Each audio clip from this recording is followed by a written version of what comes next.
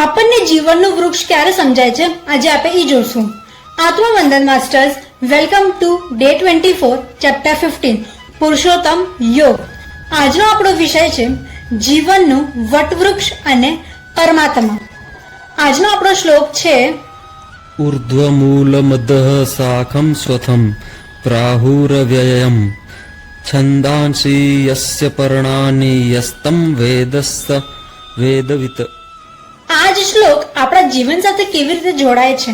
શ્રી કૃષ્ણ આપણને કહે છે આ સંસાર એક ઊંધું વટવૃક્ષ જેવું છે, જેનું મૂળ ઉપર છે અને શાખાઓ નીચે ફેલાયેલી છે. આ મૂળ પરમાત્મા છે અને શાખાઓ આપણું જીવન. આ શ્લોક આપણા જીવન સાથે કેવી રીતે જોડાયેલું છે. અમે એટલે આપે બધા શાખાઓમાં ફસાઈ જઈએ છીએ. સંપત્તિ, સંબંધો, નામ અને અહંકારમાં. પણ આપણને ગીતા કહે છે મૂળોને ઓળખો.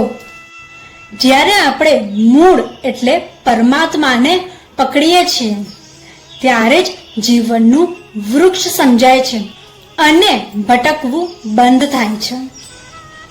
આપણો આજનો ગીતા સંદેશ છે શાખાઓમાં નહીં, મૂળમાં જોડાવું શીખો. જય શ્રી કૃષ્ણ. ધન્યવાદ.